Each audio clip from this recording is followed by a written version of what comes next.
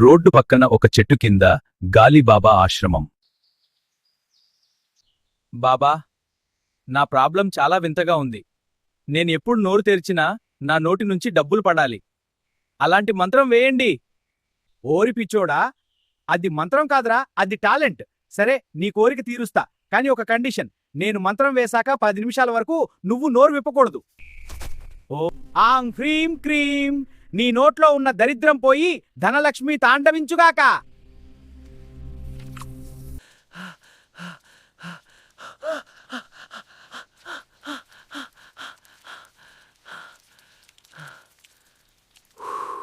ఒరేయ్, నోరు తెరవకు.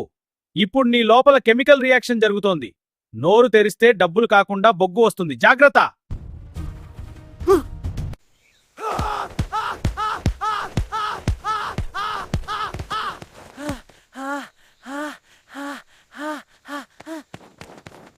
చూశారా భక్తులారా, ఇతని లోపల గోల్డ్ కాయిన్స్ తయారవుతున్నాయి.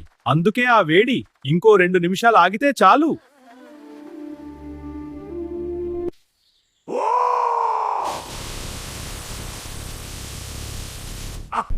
ఏంట్రా ఇది? డబ్బులెక్కడా? నా మొహం మీద సాంబార్ పోసావా ఏంటి? బాబా, అది సాంబార్ కాదు బాబా, మీరిచ్చింది మంత్రం కాదు, మండుతున్న మిరపకాయ బజ్జీ. నా నోరు కాలిపోతోంది సార్. ఒరే మూర్ఖుడా, అది మిరపకాయ బజ్జీ కాదురా, అది అగ్నితత్వం. నీ లోపల ఉన్న పాపాల్ని కాల్చేయడానికి నేను ప్రయోగించిన ఆయుధం.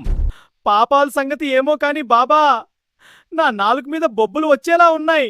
అయినా డబ్బులు వస్తాయన్నారు కదా, పొగ వచ్చింది ఏంటి? అబ్బే, అది పొగ కాదు నాయనా, నీ అదృష్టం ఆవిరి రూపంలో బయటకు వచ్చింది. నువ్వు తుమ్మేసి ఆ ప్రాసెస్ ఆపేశావు. లేదంటే ఈ పాటికి నీ నోట్లో నుంచి 2000 నోట్ల కట్టలు బయటకొచ్చేవి. అవునురా, అది పోయింది. అవునా బాబా, మరి ఇప్పుడు ఛాన్స్ లేదా? ఉంది, కాని ఈసారి పవర్ డబుల్ అవ్వాలి. అందుకే ఇప్పుడు నీకు కారం కోడిగుడ్డు ప్రసాదం ఇస్తాను. ఈ మింగాక నువ్వు అరగంట పాటు కళ్ళు తెరవకూడదు, నోరు తెరవకూడదు, అసలు ఊపిరి కూడా గట్టిగా తీసుకోకూడదు. బాబాయ్, వద్దు బాబా, నాకు డబ్బులు వద్దు, గిబ్బులు వద్దు. నా నోరు నాకుంటే చాలు, నేను వెళ్తాను బాబా.